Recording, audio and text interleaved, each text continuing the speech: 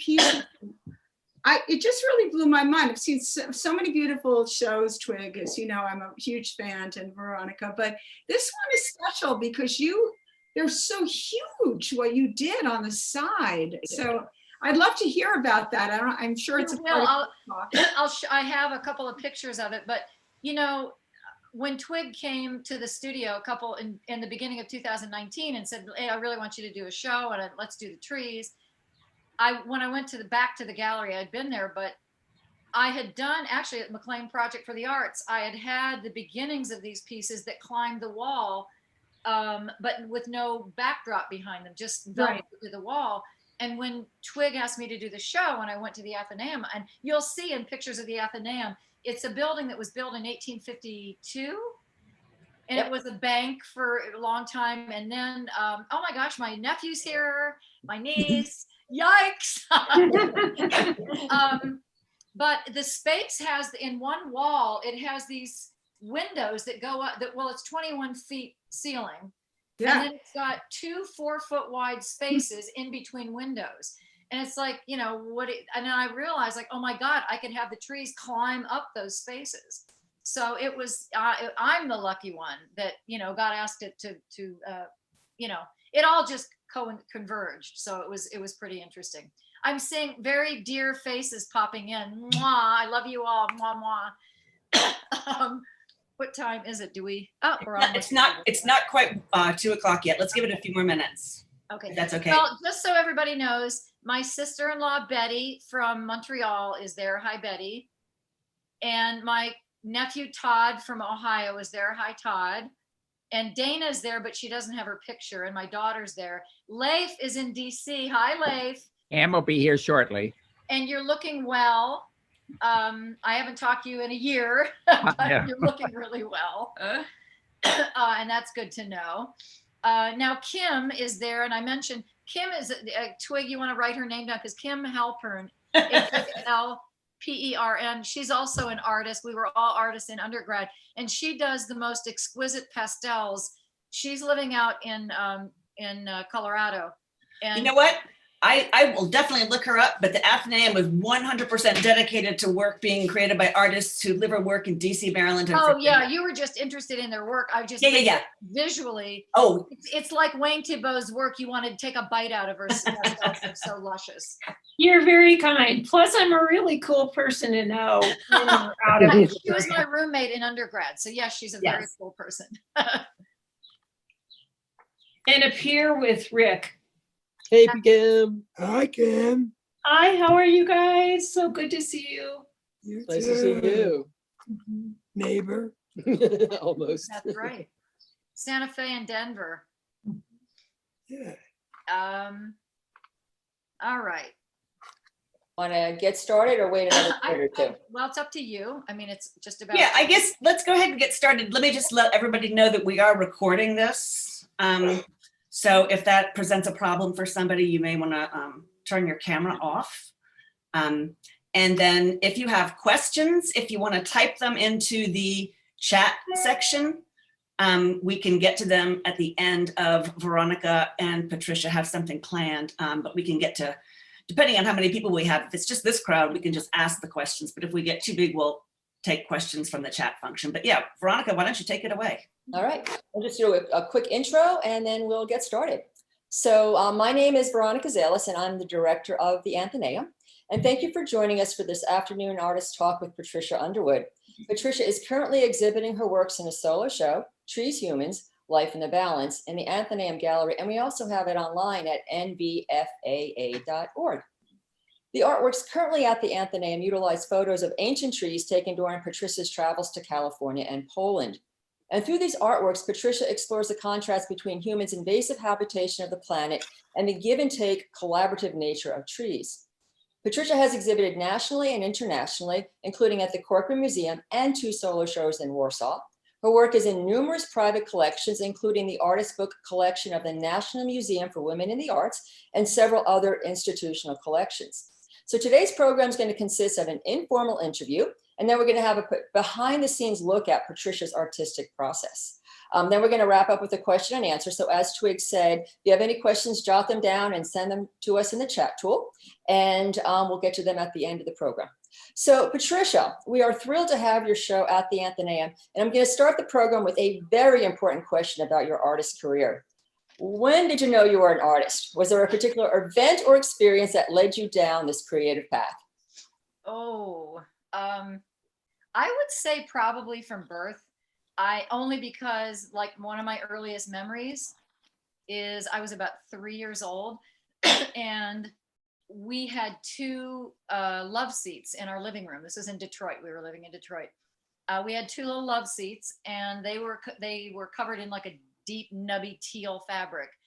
And I can remember taking a pink crayon and rubbing it over and over and over and over and over and over and over all over the cushions because I really didn't like the color of them and I thought they would look a lot better pink. And the only available art supplies I had were my older brother John's box of crayons. So I found those and I was pretty surprised at my mom's displeasure when she discovered me. I just thought it was pretty logical that, you know, anybody should see that they would look better in a different color. So that's that, you know, I guess, I don't know that, you know, I'm pretty sure that this has been, you know, I was put into a mold from birth. well, there is a magical appeal of crayons in the hands of a budding artist. Just a quick question with that one. What tone pink was it? Was it like a pastel tone pink or was it more of a fuchsia? I'm sure in the late 50s, it was probably, you know, like the bubblegum pink.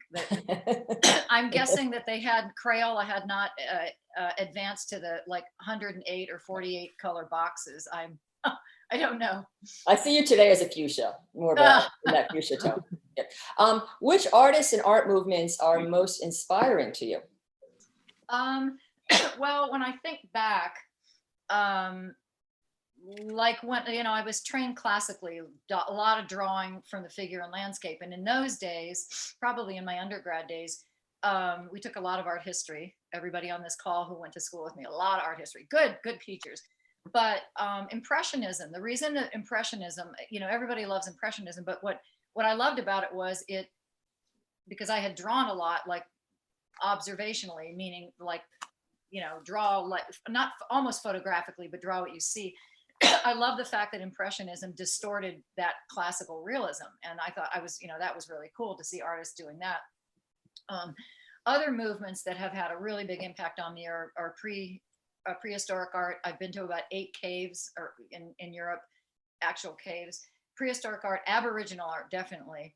And I was stupid enough when my sister Nancy, who's on the call, lived in Australia, that not to get myself over there to see it, but Aboriginal art is a big influence on me. And but then conceptual art. So conceptual art became a huge movement in the mid 70s when I was in undergrad.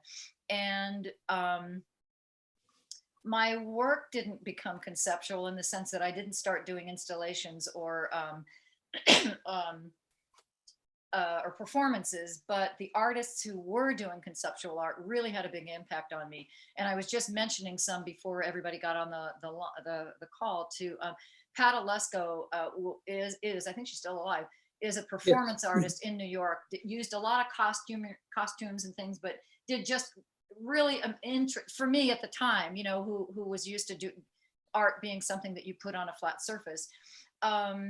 Other people, Barbara Kruger is an artist that suddenly, and again, now everything goes, but back then she was an artist that started using words. Like the Hirshhorn Museum in Washington has a couple of her pieces down below, and you walk and an entire wall is red with the big white word or words.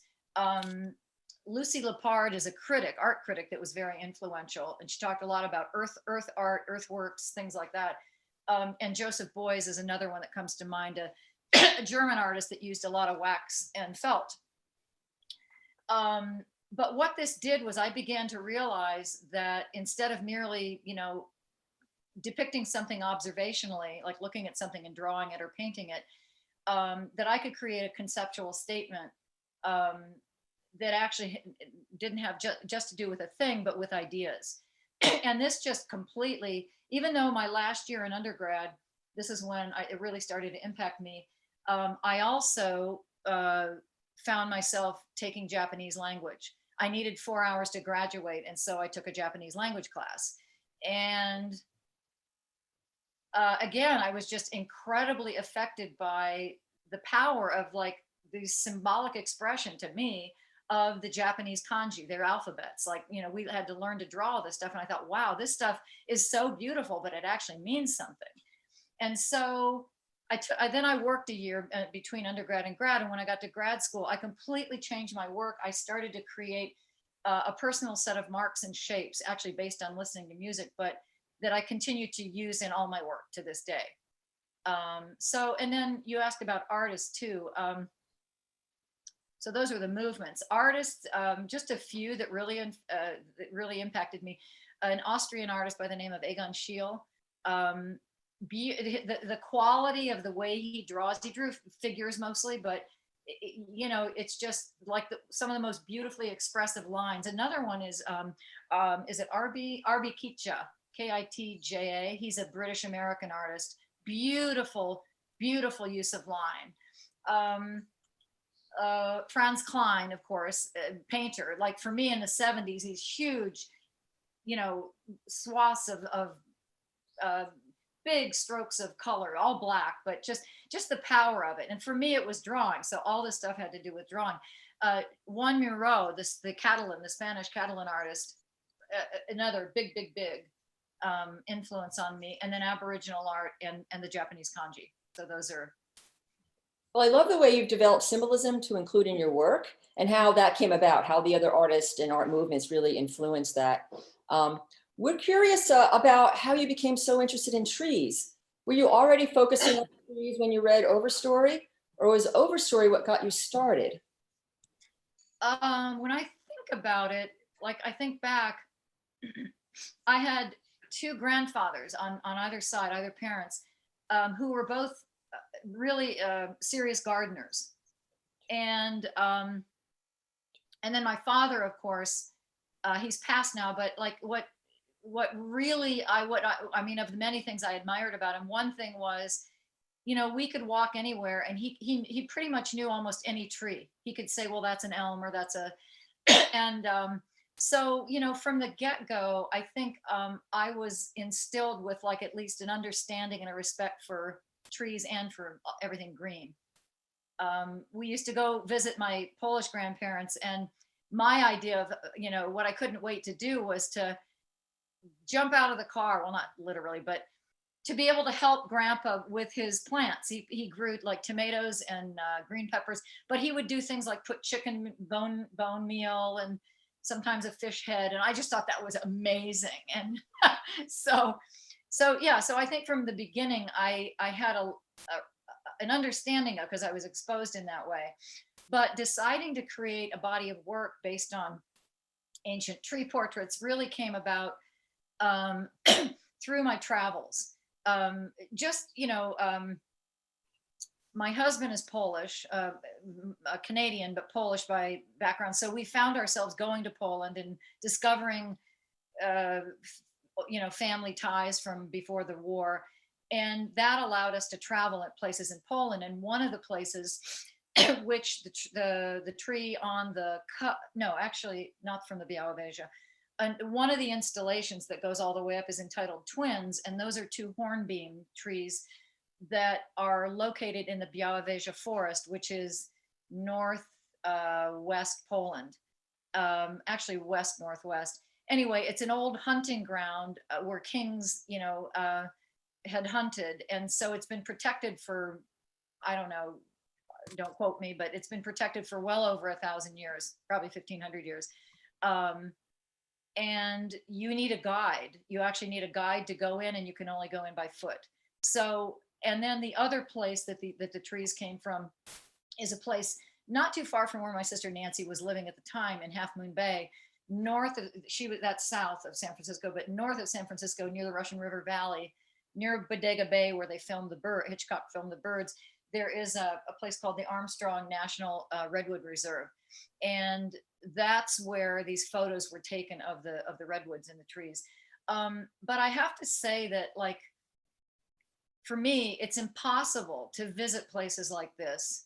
Like, you walk on the forest floor and it literally feels like there's a foot of felt that you're walking on. It's just, and it's, for me anyway, it's impossible to witness these trees or these places without feeling an immense sense of reverence for them and for their sacred place in the universe. I mean, it's just, I don't, Twig and I were just talking about this before, but you'll see the piece that it's called Temple, that has two tall redwoods in the inside of the hole is yellow.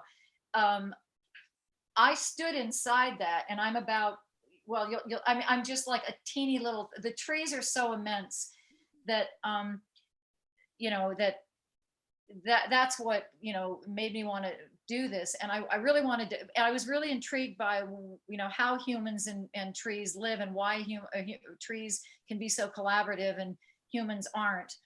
And I decided to kind of winnow it down to just start with some portraits of trees first. And that's what I've done.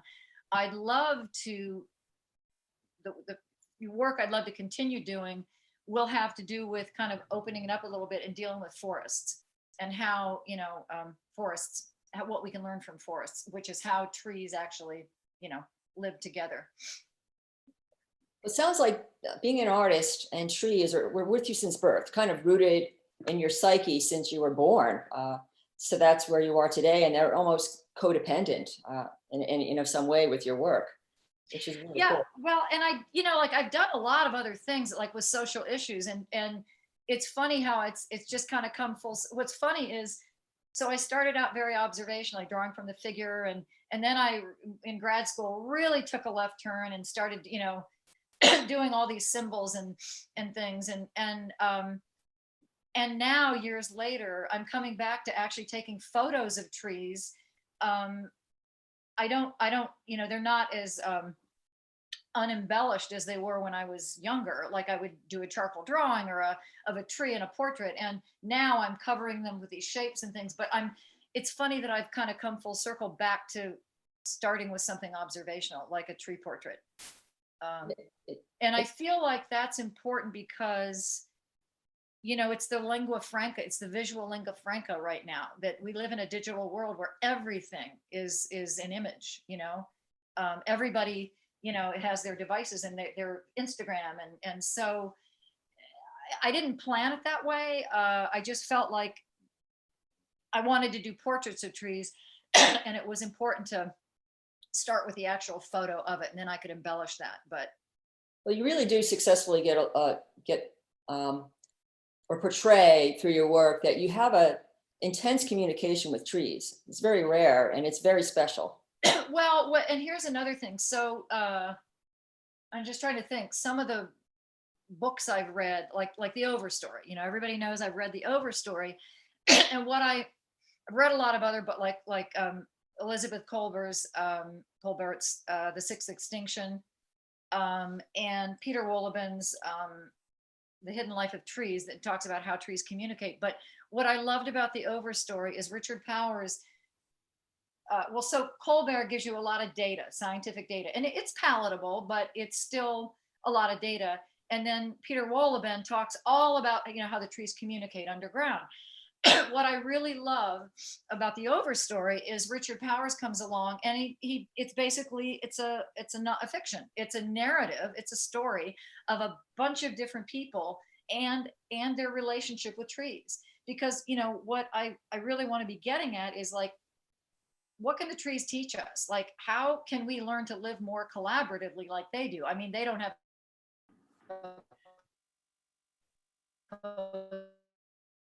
thumbs and stuff that we can learn about how to live from the way they live.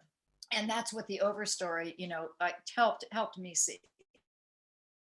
Patricia, we are having a little disconnect with you. Oh, you are? Uh-oh. Yeah. No, not to worry. Just think, if I ask you to repeat something, it's just because we had a little bit of a blip. Okay. Nice segue then into what's next. I mean, you talked about the books and your experiences. So what's next for you?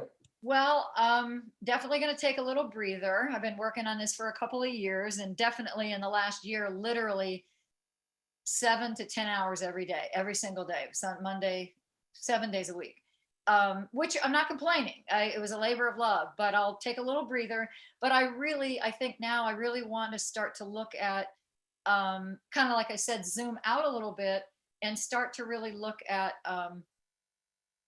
trees, the forest, a collective, because in fact there is, so one of the characters in the overstory is fictitious name is Patricia Wexford, I think, and she's a plant biologist, and it's based, and maybe some of you know this, but it's actually based on a woman in real life out of Vancouver, a woman by the name of Suzanne Simard, Simard, and she's starting to be called the next Rachel Carson.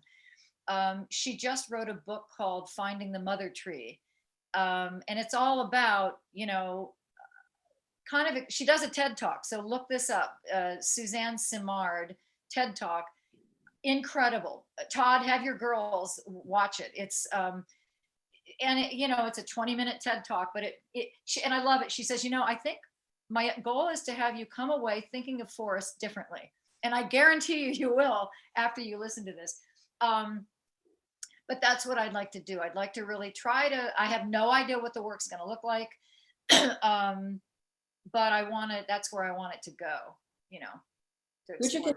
Would you consider maybe working a little bit more on the installation arena? Yeah, actually, yes. And I'm also, I don't want to say struggling, but you can't delve into all this stuff, that has to do with how humans and trees interact and the impact they have on each other without looking into, I can't look without looking into my own backyard, into my own studio. And now one of the people on this call, Rick Phelps. Hi, Rick. Rick, I went to undergrad school with, but he uses nothing but recycled paper and then he recycles it. So I cannot, I shouldn't say, what I am doing is as I go forward is looking at my own studio and saying, what is my carbon footprint of everything I'm doing and using, the processes. And again, I think it's also like, I just watched this morning, my son-in-law had me watch David Attenborough doing on Apple TV doing a year that the world changed. It's all about how animals came out during the COVID, and no humans were there, so animals. It's a great thing to watch, but I really have to think about like how I make art. And you talk about doing installations. Yes, I want to do installations, but I have to think about I don't want to just make a ton of art to make a ton of art. I have to think about where it's going to live in the world, and things like that. So I can almost see you doing something outside, moving into. Yeah, I think I probably will. Out in the forest, yeah. Yeah, maybe grow things and give them away and feed people. Yeah, I can definitely see that. We've talked a little bit about your process, and I understand that you've got some great stuff to share with us. So how do you describe your process? Do you want to start that reel? Sure. Twig. So what I'm going to do, so before Twig starts, I can tell you briefly, like to describe my artists work in all different kinds of ways. The way I tend to work is like over the years, my stuff has dealt with body image, just all kinds of social issues. And now it's trees. I typically come up, with a subject that I'm thinking about. In this case, it's trees and humans and their coexistence. Usually that percolates for a while, a year or two or whatever. And then I start to think of the concept, like, what am I going to do? Am I going to, put it on wood? Am I going to paint it on houses? So it starts to take shape and like the way I want to present it, the media, the size and all that stuff. And then materials, I start to think about, and then this is where like, what am I doing with the earth? The materials I'm using right now is becoming more and more and more important. Oops. Oh, are you there? We're here. I think okay. we started your so shot. let me just go ahead. Twig has put the first. So what I want to do is, and then I create the work after I figure out the materials. So in this case, and this will go quickly, but I'm going to show you a couple of 3 pieces in the show. This is the photograph that started the piece, and this was the piece that the photo I was talking about. If you go into the hole of either of these trees, and you go up about 1/2 of an inch on your screen, that's about how tall I would be if I walked into these trees. Maybe 3/4 of an inch, but they're immense. There's no way. So this is the photo I started with, and then Twig, if you go to the next one, this turned into the bottom part of this is that photograph, and then I made it climb all the way up to that's 15 feet tall, and it started as a photo silk screen, and then it got drawn on with colored pencil, and then painted on with acrylic paint. Okay, and you go to the next one. So that's the painted version on wood, and then this is it's a photo silk screen on paper, and I limited the number of colors in it so that it would be kind of different from the other portrait. Okay, the next one. This is another one. That first photograph and this are both taken in the Armstrong Redwood National Reserve in northern Central California, north of San Francisco. Okay, so that's the stump. And then next, oh, actually, you know what? I think, so this is the resultant piece on wood that I painted on. And then you see my symbols. So the symbols are supposed to represent the voices of the trees. Like, their language, they're trying to talk back to us, that often isn't, okay, and then next one. And so that was the painted version. This is same photograph put on paper and a limited number of colors. So it looks very different, but it's same image, the stump. Okay, and I think I've got one more, and then I'm gonna go, and this is the third one. This is called Elder. It probably fell over on its own. It's also in the Armstrong Redwood National Reserve. Fell over, and they probably had to cut it to make room for whatever. But the root ball is sticking up in the back. That root ball is about 20 feet high, just to give you an idea. And the stump part that you see is about 12 feet wide. Okay, so then these are the pieces that resulted from that photo. The next one. So this is the painted version on wood, and again, the symbols in it kind of. I mean, my idea was like magical realism, where the trees could be. It's a portrait of them speaking about the environment and what they're experiencing. Okay, and then the next one is again same image but on paper, and a limited number of colors. Okay, so now I'm going to start with one other image and just take you quickly through, because people have asked me, well, like, did you print? Did you paint? What did you do? And hopefully this will kind of give you a better idea of the whole process. And I promise this won't be painful. I'll go quickly. Okay, so next. Okay, so this is a tree in Poland. She's in a protected sanctuary. She's 900 years old. She's got poles holding up, helping support her branches. To me, it looks like a woman, putting her arms up to the sky, and she's got like a bustled dress on. And so then the next one, this is the resultant piece printed on wood. Oh, no. We'll get to that. So the idea was take the photo. Okay, Twig. I decided, this is where I decided, I think I will print these on large pieces of wood veneer. And these were all wood veneer that a friend of mine with a wood veneer company they were scraps. So I took all the scraps and had them glued on, and so I could use his trash became my treasure. So almost 4 inches square. That photo was going to get blown up and put on this. Okay, next. Real fast. Twig? Yes. We can see your chat section. Can you close that out, and maybe we'll get a little bit more full screen with the pictures that Patricia's showing? Yeah, let me see. Wait a second.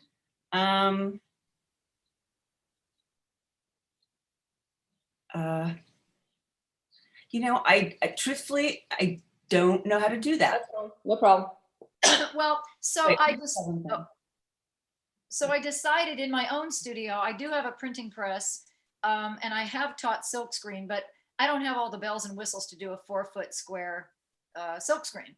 So I enlisted the help. I went, Susan Goldman, The lady on the right is a good friend, and she also runs Lily Press, which is, she's a master printer, and artists come to her print shop to actually do big projects. So Susan's on the right.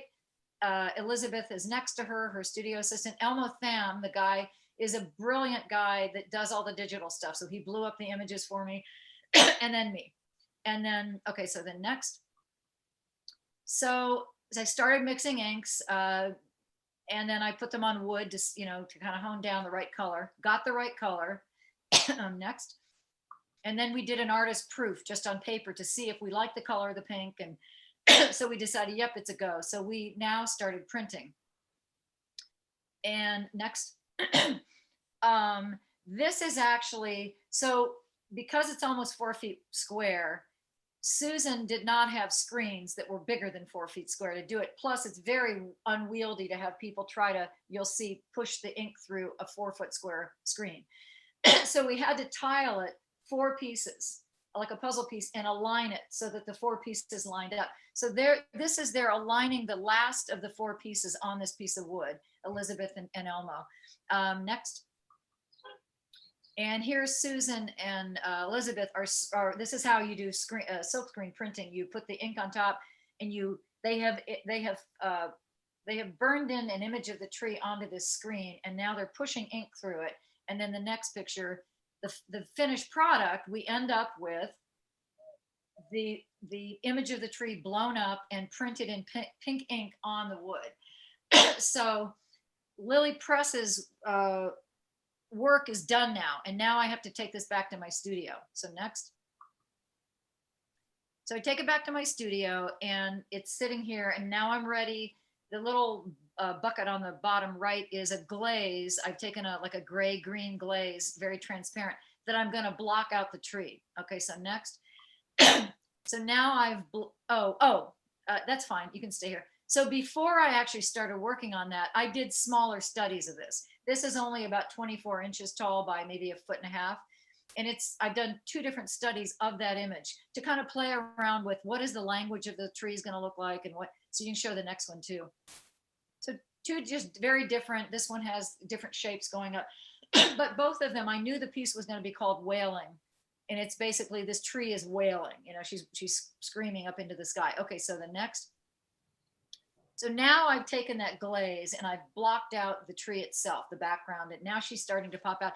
And that dark red you start to see on the pink is actually maroon colored pencil. I wanted to start to give her body a little bit of texture. Okay, the next. And I give it more, and I'm going to eventually do the whole tree, but next. This is a close-up of it, so you can see this is where COVID, like no distractions, day in, day out, doing all these little circles all over this tree came in handy. Okay, next. So then I got, and then you can do the next one too. So you can just see how it's progressing. But now I've got the whole tree done, and now I outline her in pink to give her even more, to stand out a little bit more. I've also started to put grass. This is all colored pencil, grass in the bottom. And then you can go to the next. And this is where, okay, go back, sorry. So this is where I need to start deciding to put shapes in of the language, all my squiggly shapes. And where am I going to put them? So, okay, next. These are just pieces, former pieces I've done. You can see I've used these shapes. This is seating the guests at the table. It's a tabletop with guests seated around a table. And then next. And this is a very abstract piece called Discord, from Ranker and Discord. It was during the 2016 election when, like, this to me was visually what all the looked like. So this is just an example of using shapes, in my work. Okay, next. So now to create those shapes and where to put them, this is how I physically do it. I take small lino plates, rubber plates that I have already, drawn and carved out, and I ink them up. And next, now this isn't the wailing piece. This is actually the twins piece, but this just shows you how they get turned over, they get pressed, and then voila.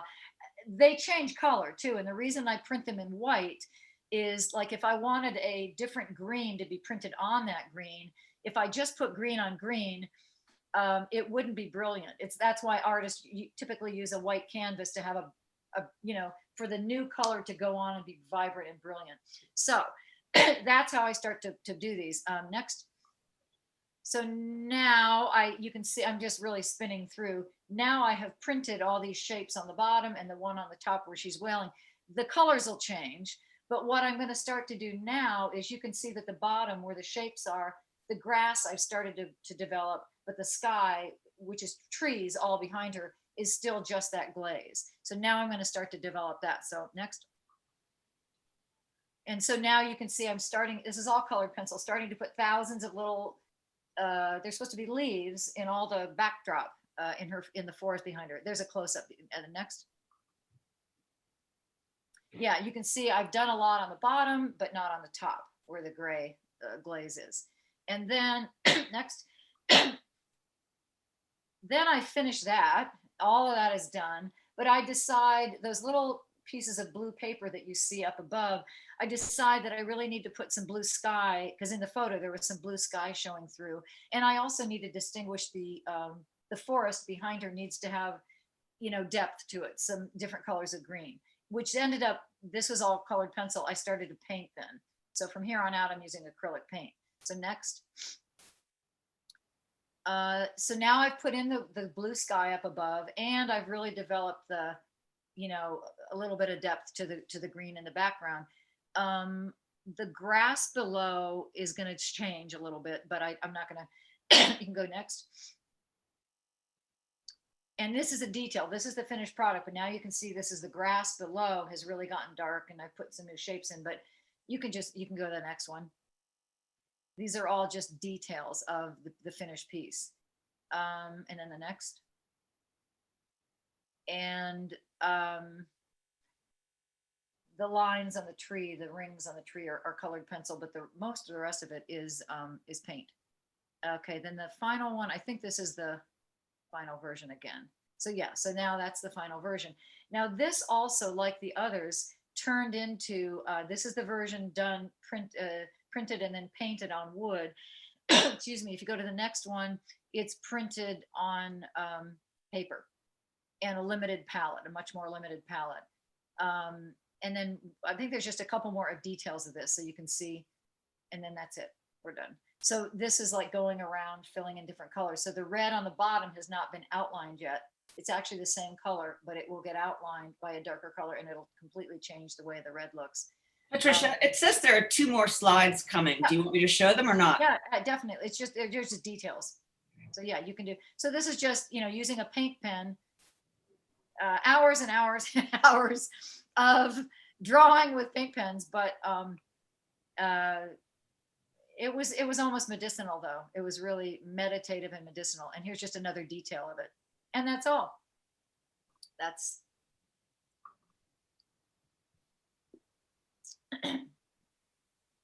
sort of a quick version of, or a quick sort of overview of your process that took you, what, 1.5 years, 2 years? You've been working on this show for a while. the bulk of it happened in about 1 year and 5 months. I knew I had about 2 years to do it, but we had a couple of deaths in the family that really, carved out. I just couldn't be in the studio at all. But that, it pressure really does amazing things. When you have a timeline. And you did mention that we're still in a pandemic, and that a lot of the work was done at the very beginning of the pandemic and throughout. Did you ever think about, and I'm sure you have, the parallel between the pandemic with humans and the diseases that trees face? Well, yeah, I think it's all connected. I think it's all connected. The program I told you I watched this morning, A Year That Changed the World, where photographers went and photographed how places were changing. And maybe many of you have seen this. So in other words, there was a guy in India, a young guy who he realized that all his neighbors were, after about, I can't remember, check the film, but within a month, maybe even less, probably less days, his neighbors he heard that everybody was getting on the rooftops. So he was an amateur photographer, so he climbed on his rooftop, and it was the first time in his life he could see the Himalayas in the distance because the pollution. And they went around the world where people, waters got clear, whales were able to, actually the offspring of a lot of animals has gone up because they've had uninterrupted space from humans to do the things they need to do to procreate. So yeah, I guess maybe I'm straying from your question, but no, that's fine. I mean, because I was, as you were presenting, it was becoming more clear to me that there was a parallel here, not necessarily over, but that we all experienced it. And yeah, and I think what I'm realizing too is, I mean, many people have been talking about climate change for longer than it started to become in the news. But what I really liked about, and what I'm liking about a lot of the reading that I'm doing is, rather than it being catastrophic and making people feel hopeless, especially when you've got children, and I've got grown children, but when you see instances of how everybody can do little things, you don't have to go out and save the world. There are people like even that Suzanne Simard. I just came across another one named Johanne Chorley or something. She's a botanist who's now got Parkinson's, and her last thing she's going to impart to the world is talking about how just the fact that when plants create photosynthesis, they filter the air. So if everybody can even just focus on growing a few more things or planting another, it's not going to save the world, but that's your little part that will actually, you can be part of being something that will lead to, hope and change. yeah, we can all do something. And at this Twig, you might want to do a quick note about the upcoming show that is all about that, our Athenaeum Open. And then we have a couple of questions that we need to get to. I was going to say, we have two very practical questions. Delma wants to know what kind of colored pencils you use. And Sharon Fischel says the pattern of your small spaces seem very specific. Do you draw them freehand spontaneously? You mean the textures on the trees? I would think so. Oh yeah, that was just like, I have to try to remember the music. Oh, you know what I listened a lot to when I was doing all those little marks was, what's his name? The Koyaanisqatsi series. Philip Glass did a series, 3, and it's just monotonous, and that's what I listened to. Yeah, that was all freehand, just, kind of getting a intuitive sense of what the tree must have looked like, the bark and things. Delna, the colored pencils I use, not Derwent. Name a few other names. I'll know it when I hear it. I can't believe I don't know, because I've ordered, I have so many extras that I should give them away to artists, because it's like, oh, what if I run out? It's COVID. I better order like a dozen boxes of these. Anyway, I have a lot of extra colored pencils. I'll email you when I get back to the studio. I can't believe I can't remember. It'll come to you, not to worry. Anyway, I took a picture too. I lived with them for a year. I can't believe this. Anyway, I took a picture of them as well, so I'll look for that while we're doing this. So Patricia, we did get a lot of questions. Going back to Sharon's question, we get a lot of questions about your symbols. Mm-hmm.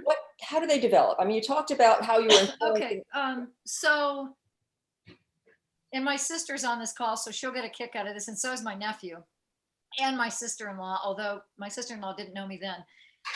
Okay, so of the 4 kids, I'm like, as my sister, the psychologist, says, you're not like the other kids, you're different. How did these symbols develop? When I studied Japanese in undergrad, and it was pretty intense. It was like a 4-hour class, 3 times a week. And I was so taken by, wow, these things, like, all these little squiggly things actually mean something. So I think, and then I took a year off between undergrad and grad, and I think I percolated, that must have percolated, because actually that year I took off, I was still doing like large drawings of people and landscapes and things. And then when I got to grad school, and I don't know anybody out there who's gone to grad school, it's like, or anybody who's moved away from your familiar, you know, your home, your, and it's like this incubation where you get to like totally become something else. And I realized that all those Japanese symbols, I'm not sure how, but I always loved music. I wouldn't even tell people I play the piano because I have to play by note. I'm not talented like my rest of my family who plays piano and others, but I just love music. And so while I was in grad school, I'd go visit the symphony. You could get a ticket for $5 in those days and go hear Richard Slatkin was the conductor. But I would listen to different kinds of music, and I just got out my notebooks and I thought, wow, why don't I make marks based on what I'm hearing? And so I have notebooks full of like boleros, you know, bolero by, there was a Japanese keitaike drumming troupe that came, and, you know, African dancing. And I would just make recording, like, again, very intuitive, just marks based on what I thought the sound looked like. And there's a word for people who see shapes when they hear sound. I can't do that. It's just kind of intuitive. So anyway, then I started thinking, well, why don't I take these shapes? And in the beginning in grad school, I did not put them into other things. I literally did tons of, a lot like the piece behind me, where it's just shapes. I showed Twig and Veronica this earlier, but like a lot, like what happened? You got a glare. This is on paper, and these were just shapes out of my notebook that I kind of blew up and made puffy like a donut. But these were what the shapes looked like. So I started just using them as my art, and I cut them out and I printed them. And that piece behind me is like what Barbara and Jim have a couple of these pieces, but there were 10 pieces made. Don't get you guys dizzy. And it's like what sound is supposed to look like, the energy of sound. And it's graphite and charcoal and stuff, but I cut out these shapes. So the shapes started to get used a lot in my work. Trying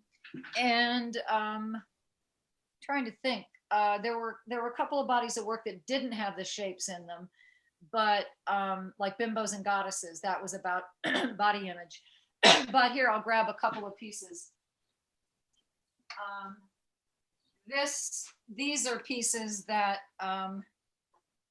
they were about conversations at a table, and they have fabric collage, and then some of them even have music. You can see the music. I would embed musical scores in some of them, and it just, you know, so it kind of went really symbolically abstract for a long time.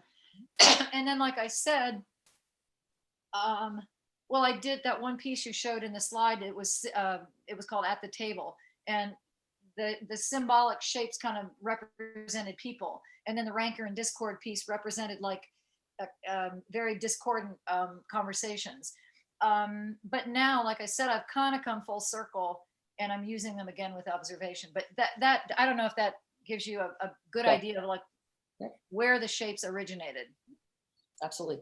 Question came from Todd, and he wants to know, when do you determine when a piece is complete? Well, I'm sure a lot of artists can relate to this. I don't know. You just like, you know, when it's done. A lot of times you think it's done, and then it'll sit there for a year, and sometimes you pull it back out of the drawer. I don't know. I think it's just very intuitive. I think if, like, you know, like let's say I was doing a realistic portrait, it would probably get to the point where I'd say, no, I can't push this any further. I think it looks like this person. When it's a lot more conceptual or abstracted, you know, it's really more like in the artist's mind, like when it's done. Does that give you a good idea? I think so. I think every artist has their own way of determining whether it's done, and some artists struggle with it more than others. Definitely. That's sort of like the age-old question for artists: when do you know when it's done? And it's a good one because it varies. Well, and another way to look at it is think about yourself, like at whatever age you are now. I'm trying to think of an analogy, but like maybe the way you wrote letters, or, you know, anything you did when you were younger, you've changed, you know, you've probably learned to do it better or different, or, and so I think that's true with, you know, with creating art, you know, it's growth. That's, Yeah. So another question from Sharon. When did you decide to start with a photograph and silkscreen as a source? with, Silkscreen let me as a- think, did I do it with, oh, I don't have any bimbos and goddesses here, although, hold on, I have another piece on the wall. There's a lot of bimbos and goddesses on the call. Oh, well, here's a piece I did, and I was thinking, oh, I'd love to do a whole series, but I never did. This is called Standing Alone, and it's taken from the New York Times Magazine, of models, of Calvin Klein models, and all of them except one were women of color. I mean, all of them were not of color except this one. And I just like that, you can't read the text, but it said, I took the text out of the ad itself, and it says standing alone. I just repeated, I am pure, I'm standing alone, I'm alone standing. I kind of, but it, you know, so here's an example of where I took the actual images out of something. It was a kind of a social issue. I'm having trouble with this. Okay. Social issue of, you know, women of color being excluded from advertising. And these shapes came from some of my bimbos and goddess shapes. So I don't know if that answers your question, or Patricia. Oh, look, your sister is showing you something. Oh, there's a, so that's called, oh my God, that's Epigravation Barbie. And epigravation was a culture that Maria Gimbutas was an anthropologist in the time of Richard Leakey. She was one of the few female anthropologists. But that is the big black, it looks like, you know, you see her arms cut off, and then there's like she's wearing a bodice. That's actually a carving from the epigravation culture in present day, what was then Yugoslavia. And there's a little tiny picture of Jane Fonda in Barbarella, because she's got the same stance as the carved figure. So the whole body of Bimbos and Goddesses took an ancient image of a woman and a modern image of a woman that looked very similar, but the idea was to juxtapose them so you could say, wow, but the meaning is really different. And so, anyway, so that's an example of how I was doing photos. And Betty's, oh no, Julie, my daughter's holding one. This is Brigitte Bardot and the Venus of Lascaux. And the Venus of Lascaux was holding up a moon crescent with 13 scarifications for the months of the year then, pre-Julian or Gregorian, whatever calendar. But Brigitte Bardot looks a lot curvy like the Venus of Lascaux. So I was using photos then. Those are solar plate etchings, not silk screens. And that was done, yikes, in the early 90s, maybe. So I was starting to use photos. I actually did embellish them. Not so much those two, but then I got away from that and, you know, went back to not using photos. And now, you know, now I've come back to them. Good, thank you. It was kind of interesting to hear that process. And do you always now use a silkscreen photograph, or do you? No, the reason I wanted to use silkscreen on that was the size, because I know it would be easier to, like, you know, and actually we had to tile it, but still much easier to do a large piece with big, large silk screens. You know, it's funny, like I know a lot of artists will, like, they typically use oils, or they typically use, you know, and I'm a printmaker and I tout myself as a mixed media artist because I would have to say, you know, like, well, like even you, Veronica, I know you do a lot of installations and you use a lot of 3D stuff. Everybody's different. I don't know. I just, you know, I do use a lot of different media, but I think my little sphere is smaller than yours. When I want to use the photos, I don't know. I think it really depends on the concept of, you know, the project. And where your work is taking you. Absolutely, because the next thing with forests, I may not use, probably will, but I may not use photos at all. Who knows? This is a good segue for the next two questions. We have a question from Todd about whether or not you use watercolors in any of your work. And then Kim wants to know what other substrates or surfaces do you use? I used to watercolor a lot way back. I don't typically use watercolor now, although I use acrylic paints, and a lot of times I water them down so they become transparent, and they can mimic watercolors, but watercolors as a medium itself, I have a lot of respect for it, because when I first started to learn watercolor when I was about 17 or 18, it's a very unforgiving. If it's just watercolor only, it takes a lot of skill to learn how to use them. But no, I use acrylic paint, and I thin it down so it can look like watercolor sometimes. But and then what was the other part? The other question is about substrates and surfaces. So gosh, like everybody from undergrad, you remember we used to draw on paper, and then we got into drawing. I was so excited drawing, like bought a roll of paper that was like 4 feet wide. And I can remember Kim, my roommate, riding to the art building on our 10-speed bikes. We were so cool, with our 4 foot wide paper on our backpacks, bicycling down Main Street. But so paper a lot in the beginning is a substrate that I would use, both drawing and printing on. And then I did a little bit of using plexiglass to put wax on. And I have a series of work that I took a piece of plexiglass, put a thin piece of paper on it to give it some tooth, and then did wax pieces on it.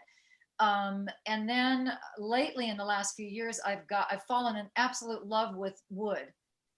Like I said earlier, finding this scrap wood veneers. I mean, like the throwaways of what this guy who was doing big projects, he would throw away big pieces of wood veneer. And I started using those as kind of a replacement sheet of paper. And many times I have to back it on a firm substrate so that it's not wobbly or it can break, but it's solid, but it's wood. It's a thin layer of wood. So I love, because when you're painting or drawing or whatever, you're touching wood. I mean, you're drawing onto wood. It's really cool. Well, the direct relationship to what subject matter. But it's important to me, getting back to like what's your footprint look like, your carbon footprint.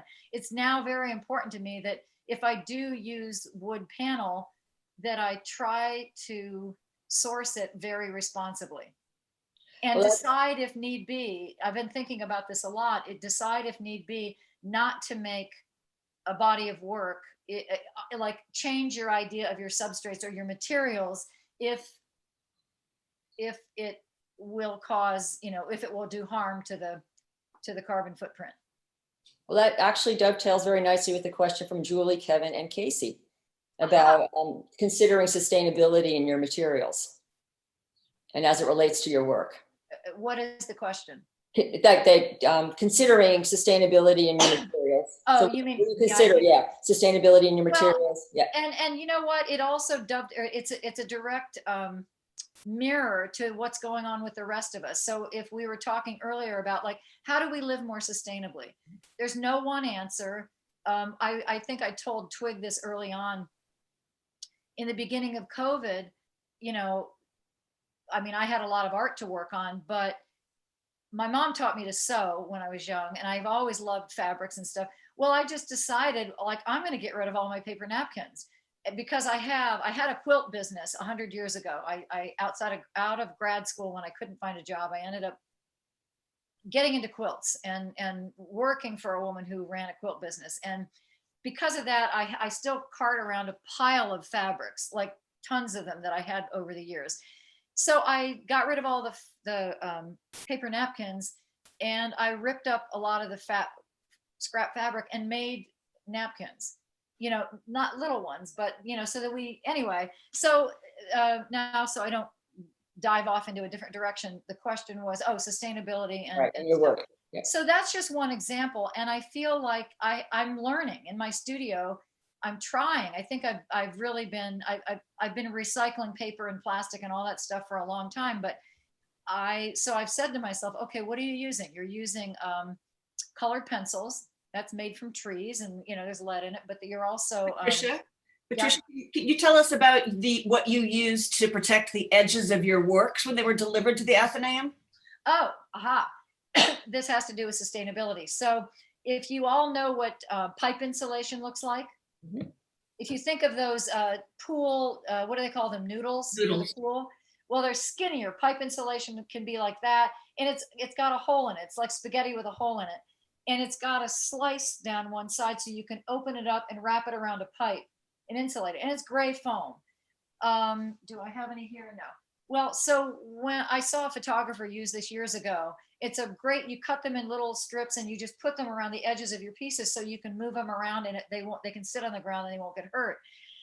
But I realized, okay, so I'm using this, but what's the footprint of this? So I looked up the Home Depot, I buy them. I looked up, checked it out, and thankfully, because I would have had to try to figure out something else, they are recyclable. But like years ago when things started to get recycled, Dannon yogurt or whatever, if it didn't have the right number, you had to find the place that it would get recycled. It's the same with these. They are recyclable, but there's a place I have to send them. So that kind of decision, to answer Julie's and Casey's question and Kevin, going forward, so I'm taking inventory of what I've got in the studio. And if I have anything that's really horribly dangerous, everything's water-based. Years ago, I stopped using even turpentine to clean. Like if I use oil paints, oil inks in printmaking, I take corn oil and like canola oil, and I loosen the ink, wipe it off with rags that I'm going to wash, and then soap and water, hot soap and water, and a little bit of alcohol. All of that just cleans the plate. So there are ways, I've started doing that a long time ago, but yes, going forward, and I'd love to talk to Eve Stockton. Hi, Eve, about amazing printmaker about this. Like, do you think of this? And, so I'd like to start to talk to other artists and what their ideas about this stuff is. It'd be great to have a workshop or some kind of collaborative conversation regarding that very topic. It's 3:00, so we're about ready to wrap up. I did find a photograph that I took of your, I think these are artist pens. Are these the oil color pens, the oil sticks? Are they Posca? Posca? Yeah. Posca pens I don't know if they come in oil, but I use, they're basically like acrylic ink in a pen, like a marker form, but they're all water-based. Delna, does that answer your question? Was that what you were looking for? Oh, I thought she said colored pencils. Oh. Okay. Yes. So right. I will go back to the studio and I will email you. Huh? Well, if I could just add something, I want to thank Veronica and Patricia very much for leading this very interesting talk. And it also gives me a chance to just give you a little intro, as Veronica had suggested earlier. Every year we have an invitational and an open call exhibit at the Athenaeum called the Athenaeum Invitational. It's a theme-based entry with cash prizes. And I was just a co-chair of an event that ended yesterday, which was called Smithsonian Craft Optimism, where we had an online sustainable craft market that benefits the Smithsonian, benefits the environment, and promotes artists who work in a sustainable manner or who work to address the issue of climate change. So for the Athenaeum Invitational this year, we're calling it Art Optimism. And we're going to be putting out a call for entries to collect works by artists in the area that are either made of sustainable materials in a sustainable manner, who the content addresses the issue of climate change and what we need to do. But the whole point is not to scare people with dire facts and scary pictures, but to kind of focus on the fact that there's a lot of good stuff going on that needs to be promoted, and there's more stuff that can happen. So I hope you all will stay tuned, and many of you on this call have exhibited at the Athenaeum, and so I hope that you might consider entering Art Optimism this year. Is there anything else you want to add, Veronica? No, that's it. Thank you, Twig. And Patricia, thank you for sharing your process. We've been getting a lot of these questions at the gallery, so now I feel much more equipped when somebody asks about symbolism and such in your work to give them the answer that sounds like it's coming from you. And we are absolutely thrilled to have your show at the Athenaeum. It is a spectacular show. We really are enjoying being there every day that the show is up. Well, and I have to thank you for the amazing opportunity that you've given me to show in a place like this. Because if you all haven't already done it, you should go to the Athenaeum website, to see the show, but to actually see the space. It's got so much natural light, and with a 22-foot ceiling, it's just unique.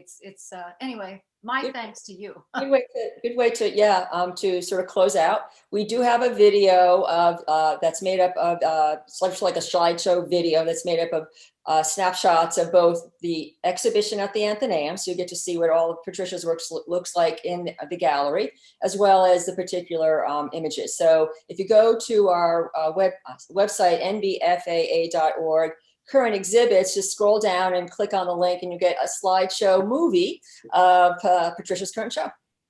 And can we ask Julie and Casey, can I see Brutus or Buddha? Is he? Oh, the new dog, the new rescue dog, who is like, his name is Brutus, but he's like a Buddha. So we're going to try to call him Buddhas. Todd, you'll have to see him. Oh. Thank you. Enjoy your Sunday, everybody. Yeah, thank you very much. Oh, thank you so much for the excellent. Thank you, everybody. Thank you so much for coming today. Thank you all. Thank you, all my supporters. Mwah, mwah.